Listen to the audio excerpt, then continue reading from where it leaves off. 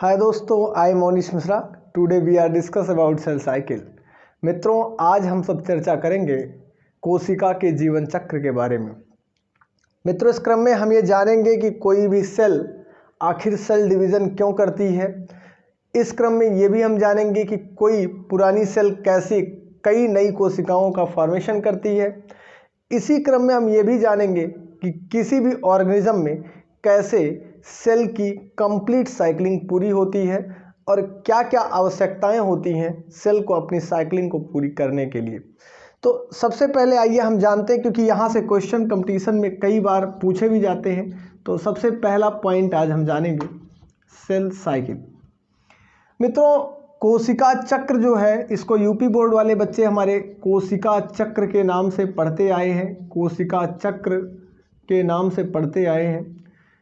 चक्र क्यों कहते हैं? क्योंकि ये जहाँ से शुरू होती है वहीं पर आकर के फिर से ख़त्म हो जाती है।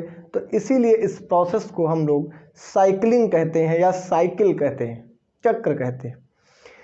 अब इसमें जानना ये ज़रूरी है कि आखिर इससे पहले हम लोगों ने जो चैप्टर पढ़ा हुआ था सेल साइकिल वाला, उसमें हम लोगों ने पढ़ा था कि कोई भी सेल कैसे बनी होती है, उसके अंदर क्या क्या ऑर्गेनल्स होते हैं, या कंप्लीट सेल बनने के लिए क्या क्या उसकी रिक्वायरमेंट्स होती हैं। वो सारी चीज़ें हम लोगों ने पहले ही कर ली हैं, तो उन पर हमें ज़्यादा चर्चा नहीं करना है। लेकिन अब यहाँ हमें जानना है कि साइकिलिंग कैसे भी कंप्लीट होती है किसी भी सेल की, तो उसमें क्या क्या फेजेज होती हैं, तो उस क्रम में या क्यों ज़रूरत पड़ती है सेल को डिवीज़न करने की। तो सबसे पहला क्वेश्चन है कि वाई सेल डिवाइड, सेल आखिर डिवाइड करती ही क्यों है। तो इसके लिए हमें जानना जरूरी है। मान लीजिए आपका कोई सेल है, ये सेल अगर ऐसे ही रहे तो क्या परेशानी है भाई। सेल ऐसे ही रहे और मल्टीप्लाई करके ढेर सारी सेल बनाती रहे तो क्या समस्या है, बनते रहना चाहिए। लेकिन ये क्वेश्चन यहाँ सॉल्व इसलिए नहीं होता है क्योंकि ये जो सिंगल सेल है ये डिवाइड होकर के बार बार डिवाइड होकर के कई बार ऐसा होता है कि ये नहीं बना पाती दूसरी सेल बिना किसी डिवीज़न के। तो इसको करना क्या पड़ता है, यही सेल टूट करके दो नई कोशिकाएं बनाती हैं। जब आप सेल साइकिल वाला चैप्टर पढ़ रहे होंगे तो उस चैप्टर में आपने पढ़ा होगा रॉबर्ट विर्चो साहब का एक कॉन्सेप्ट। उन्होंने कहा था each cells are made up of या form from their pre existing cells. कोई भी नई सेल्स जो होती है वो अपनी पुरानी टूटी हुई कोशिका से बनती है। Each cell is made up of from their pre existing cells. कोई भी कोशिका अपनी टूटी हुई पुरानी कोशिका से ही बनती है। जैसे कि मान लीजिए ये आपकी ओल्ड सेल है, ये आपकी ओल्ड सेल थी, इससे दो नई कोशिकाएं आपको बनने में सामने दिख रही हैं। ये जो नई दोनों कोशिकाएं बनी हैं ये भी कंप्लीटली इसी की तरह ही होंगी। जैसे कि आपका 46 नंबर क्रोमोसोम इस सेल में है, तो जो सामने नई वाली सेल्स बनेंगी इसमें भी डेवलपमेंट के बाद बनने वाली जो सेल्स हैं इसमें भी आपकी जो सेल्स बनेंगी नंबर ऑफ क्रोमोसोम 46 ही होंगे अगर माइटोटिक डिवीजन कर रही है कोशिका तो। लेकिन अगर मियोसिस कर रही हो तो नंबर ऑफ सेल्स कितनी होंगी या नंबर ऑफ क्रोमोसोम्स कितने होंगे, ये सारी चीज़ें भी हम लोग सीखेंगे। हम माइटोसिस का एग्जांपल लेकर के आपको ये बताना चाहते हैं कि कोई सेल कैसे डिवाइड करके एक से ज़्यादा सेल बनाती है और क्या डिवीज़न करने के बाद अमाउंट ऑफ डीएनए या नंबर ऑफ क्रोमोसोम कम होते हैं। तो आपका आंसर आएगा कि नहीं, डिवीज़न के हर डिवीज़न के बाद नंबर ऑफ क्रोमोसोम्स हमेशा नंबर ऑफ क्रोमोसोम्स रेप्लिकेट कर लेते हैं या नंबर ऑफ क्रोमोसोम्स सेम ही रहते हैं, बढ़ते नहीं हैं, घटते नहीं हैं इन इक्वेशनल डिवीज़न। अगर सेल इक्वेशनल डिवीज़न या माइटोटिक डिवीज़न कर रही है तो आइए इस प्रोसेस में कितनी कितनी प्रोसेसेस इन्वॉल्व होती हैं उनको हमें जानना है कि आखिर एक सेल से दो सेल बनने में क्या क्या करना पड़ता है, कौन कौन सी प्रोसेसेस सेल को कहाँ कहाँ से गुजरना पड़ता है, तो उसको हमें जानना है। उसके लिए हम सबसे पहले आपको बताएंगे कि कोई भी सेल बच्चों, इसकी दो स्पेशल फेजेज होती हैं। किसी भी सेल की साइकिलिंग पूरी करने के लिए दो स्पेशल फेजेज आपको देखने को मिलेंगी। एक फेज जिसे आप इंटरफेज कहोगे, दूसरी फेज है जिसे आप कहते हो एम फेज, इसको आप एम फेज कहते हो। ध्यान देना, जो ये आपका इंटरफेज है इसी को आप दूसरी भाषा में रेस्टिंग फेज भी कहते हो, इसी को आप दूसरी भाषा में रेस्टिंग फेज भी कहते हो, रेस्टिंग फेज, और या फिर इसी को आप ग्रोथ फेज भी कहते हो, ग्रोथ फेज, इसी को आप ग्रोथ फेज भी कहते हो, जबकि यम फेज को आप डिवाइडिंग फेज के नाम से भी जानते हैं। डिवाइडिंग फेज भी कहते हैं किसको? यम फेज को आप डिवाइडिंग फेज के नाम से भी जानते हैं। ध्यान देंगे, इसे रेस्टिंग फेज क्यों कहते हैं? क्योंकि सेल्स यहाँ पर रुक रुक करके ग्रोथ करते हुए आगे बढ़ती हैं और इसीलिए इसे ग्रोथ फेज भी कहते हैं। अब आपसे क्वेश्चन पूछ सकता है कि किसी भी सेल साइकिलिंग में सबसे बड़ा स्टेज क्या होता है? इन दोनों की अगर बात करें तो किसी भी सेल साइकिल में इंटरफेज जो है बच्चों, ये लॉन्गेस्ट फेज होता है। इंटरफेज सबसे बड़ा होता है, जबकि यम फेज जो है ये स्मॉलेस्ट फेज होता है। इतनी बातें अगर क्लियर हो गई तो हमको ये समझना चाहिए कि किसी भी सेल को इंटरफेज की साइकिलिंग को पूरी करने के लिए कितना टाइम पीरियड लगता है। तो टोटल अगर बात करें टाइम पीरियड की तो 95% टाइम कोई भी सेल स्पेंड करती है इंटरफेज के दौरान, जबकि अपना 5% टाइम, पूरी साइकिलिंग का 5% टाइम यम फेज के दौरान सेल एक्सपेंड करती है। बात इतनी समझ में आ गई तो आगे हम लोग मैटर को अब बढ़ाएंगे। आपका जो इंटरफेज है ये 3 छोटे छोटे स्मॉल सब फेजेज में बटा होता है। जैसे एक को कहते हैं आप G1 फेज, दूसरे को कहते हैं S फेज, तीसरे को कहते हैं G2 फेज। समझेंगे, G1, S और G2 ये 3 सब फेजेज हैं किसके? ये तीनों सब फेजेज होते हैं इंटरफेज। इसी में G1 फेज से पहले आपका आता है एक G0 फेज, जिसे G0 फेज के नाम से भी लोग जानते हैं। तो आप जानते रहेंगे कि आपका इंटरफेज हैविंग 4 स्मॉल सब phases, G0 phase, G1 phase, S phase and G2 phase, while as M phase having single only M phase only having single phase which is called mitotic phase। अब इसके अंदर भी कुछ सब phases आती हैं, जैसे कि M फेज में आप पढ़ेंगे प्रोफेज, और इसके अंतर्गत हम पढ़ेंगे मेटाफेज, इसी में हम पढ़ेंगे एनाफेज और इसी में पढ़ेंगे हम टीलोफेज। ये तो हो गई पूरी भी साइकिलिंग की बात। ध्यान देंगे, कोई भी कोशिका 2 फेजेज में अपनी लाइफ साइकिल को कंप्लीट करती है। फर्स्ट को इंटरफेज कहते हैं, जबकि सेकंड को हम एम फेज के नाम से जानते हैं। एम फेज डिवाइडिंग फेज होता है, जबकि इंटरफेज किसी भी सेल की ग्रोथ को बढ़ाने वाला फेज होता है, जिसे हम ग्रोथ फेज के नाम से भी जानते हैं। एम फेज में डिवीजन होता है, इसलिए इसे हम डायनेमिक फेज के नाम से भी जानते हैं। जो आपका रेस्टिंग फेज है ये पूरी साइकिलिंग कंप्लीट करने में लगभग 95% टाइम लेता है सेल का, इसलिए इसे लॉन्गेस्ट फेज आप सेल साइकिल कहते हैं। जबकि एम फेज में आप देखेंगे कि इसमें केवल और केवल 5% टाइम ही एक्सपेंड होता है, इसलिए smallest phase of cell cycle है। बात करेंगे हम इंटरफेज की तो ये 4 छोटी छोटी सब फेजेज में बटी होती है, जैसे G0 फेज, G0 फेज कहते हैं इसे, G1 फेज, S फेज और G2 फेज। जबकि M फेज 4 सब स्मॉलेस्ट फेज, छोटे छोटे फेजेज में बटी होती है, जिसे प्रोफेज, मेटाफेज, एनाफेज और टीलोफेज कहते हैं।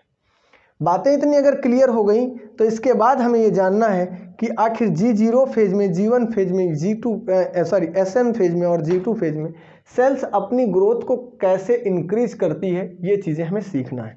आइए जानते हैं। अगर इतनी बातें हमारी क्लियर हो गई तो हम बात करेंगे कि आखिर सेल साइकिल कैसे दिखती है और साइकिलिंग कैसे होती है।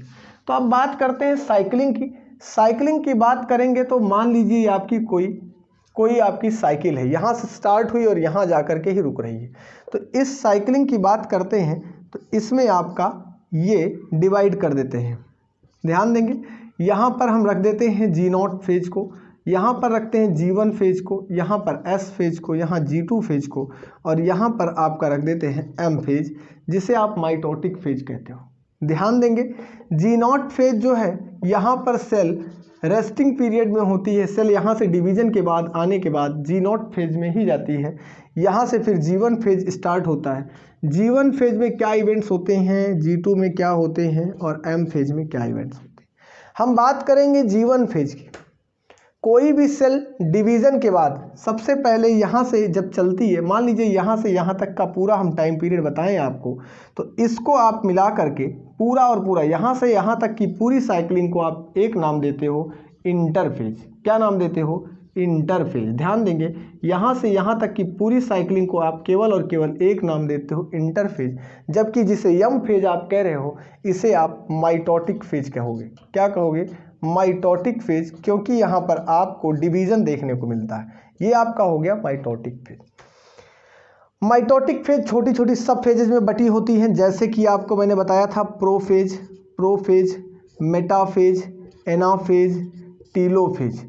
ये आपकी छोटी छोटी सब फेजेज में बटी होती है। क्या इवेंट्स होता है डिवीजन के बाद? Cell cycle. डिवीजन यहीं पर देखने को मिलता है। मान लीजिए कोई सेल है, यहाँ पर पहुँचती है और ये मेटाबॉलिकली कंप्लीटली यहाँ से एकदम डिवीजन के बाद तैयार होना चाहती है, तैयार है कि अब डिवीजन में जाए, तो ये सबसे पहले यहाँ पर पहुँचेगी जीवन फेज में। जीवन फेज में पहुँचने के बाद सेल जीवन फेज में जैसे ही पहुँचती है, यहाँ पर क्या फॉर्मेट करती है?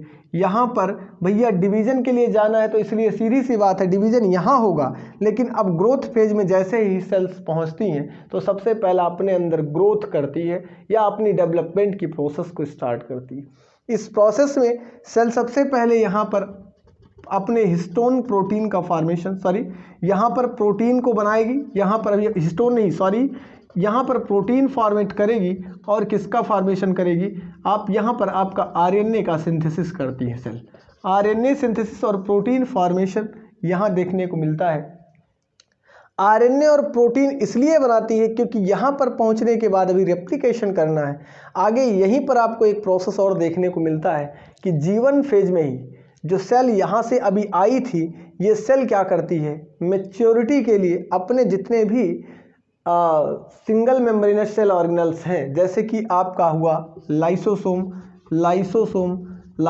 हो गया, राइबोसोम हो गया, या दूसरे जो भी सेल ऑर्गेनल्स हैं, most of the cell organelles यहाँ पर डबलिंग होती है। Doubling of most of the cell organelles, जितने भी सेल ऑर्गेनल्स हैं उनकी डबलिंग होती है जीवन फेज में। इसके बाद जब सेल ऑर्गेनल की डबलिंग हो जाती है, आरएनए और प्रोटीन की सिंथेसिस हो जाती है, तो सेल अपने आप को मैच्योर समझती है। कहाँ के लिए? एस फेज के लिए। उसके बाद सेल जीवन फेज से एस फेज में आती है। एस फेज में पहुँचने के बाद कोई भी सेल अपने अंदर रेप्लिकेशन करती है, या डीएनए का यहाँ रेप्लिकेशन होता है, और नंबर ऑफ क्रोमोसोम सेम रहते हैं, पर अमाउंट ऑफ डीएनए दोगुना हो जाता है। क्यों? जैसे कि मान लीजिए आपका यहाँ पर क्रोमोसोम सिंगल था, इसके अंदर क्रोमैटिड था, ये सेंट्रोमियर से जुड़ा था। जब एस फेज में जाता है तो इस क्रोमोसोम का होता है रेप्लिकेशन और क्रोमैटिड की नंबर बढ़ जाते हैं। क्रोमैटिड के नंबर बढ़ने के साथ साथ इनके अंदर जो पाया जाता है क्रोमैटिन या हिस्टोन प्रोटीन का बना हुआ, ये क्रोमैटिन जो है, ये इनका जो हिस्टोन प्रोटीन का बना हुआ क्रोमैटिन है, डीएनए अमाउंट है वो डबल हो जाता है। जैसे कि इसमें था, इसमें भी हो जाता है।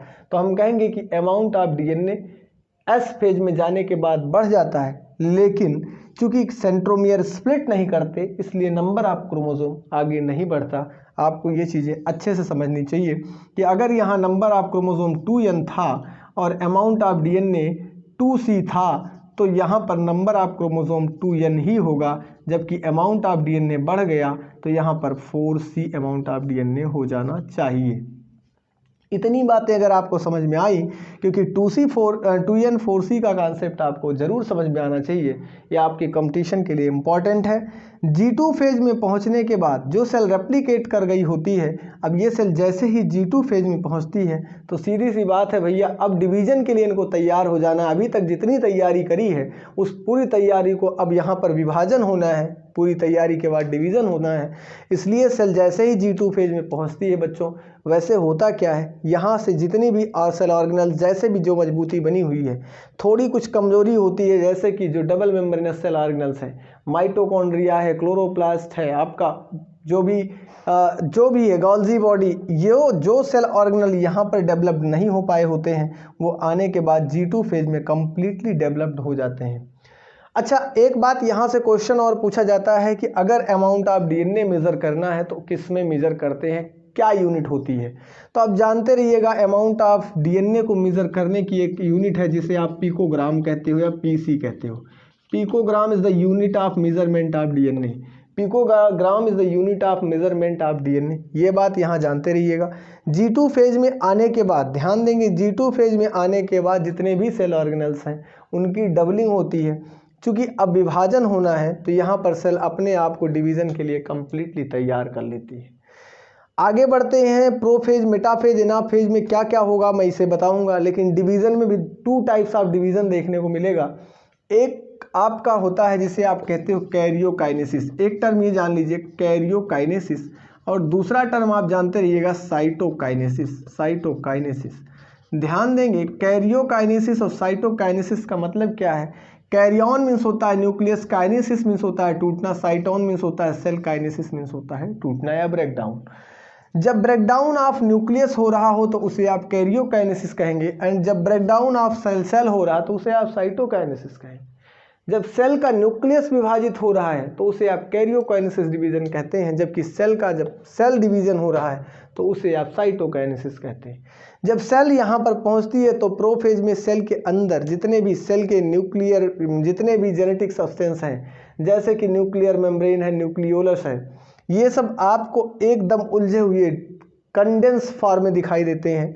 मेटाफेज में पहुंचने के बाद आप देखते हैं कि मेटाफेज में पहुंचने के बाद जो क्रोमेटिन फाइबर्स हैं या क्रोमोसोम्स हैं वो एकदम थिन फॉर्म में, एकदम पतले पतले फॉर्म में दिखाई देते हैं। लेट मेटाफेज की अवस्था में इक्वेशनल मूवमेंट करते हैं, इक्वेटर पर चले जाते हैं, और एनाफेज की अवस्था में शार्टनिंग ऑफ स्पिंडल फाइबर, जो मेटाफेज में स्पिंडल फाइबर एस्टर से बना हुआ होता है वो जा करके एनाफेज में शार्ट हो जाता है और क्रोमोसोम्स स्प्लिट हो जाते हैं, क्रोमोसोम के नंबर बढ़ जाते हैं एनाफेज में। क्वेश्चन पूछ सकता है कि नंबर ऑफ क्रोमोसोम कहाँ इंक्रीज होते हैं, तो एनाफेज में नंबर ऑफ क्रोमोसोम सेम दोगुने हो जाते हैं जितना आपके एस फेज में नंबर ऑफ क्रोमोसोम होते हैं। टीलोफेज में स्पिंडल फाइबर डिसअपियर होता है, सेंट्रियोल और सेंट्रल न्यूक्लियर मेम्ब्रेन और न्यूक्लियोलस फिर से रीअपियर्ड हो जाता है, और साइटोकाइनेसिस की प्रोसेस के बाद आपकी 2 नई सेल्स का फॉर्मेशन होता है। अगर प्लांट सेल है तो सेंट्रीपिटल का फॉर्मेशन होता है, एनिमल सेल है तो सेंट्रीफ्यूगल होता है। ये सारी प्रोसेस पे हम डिस्कस करेंगे, और आज सेल साइकिल के कुछ इंपॉर्टेंट क्वेश्चन जो बनने वाले इंपॉर्टेंट क्वेश्चन थे उनको मैंने डिस्कस किया है। जो चीज़ें ना समझ में आए उन्हें पूछ लीजिएगा। ऑल द बेस्ट, पढ़ते रहिए, खुश रहिए, मस्त रहिए। जय हिंद, जय बायोलॉजी, फिर मिलेंगे।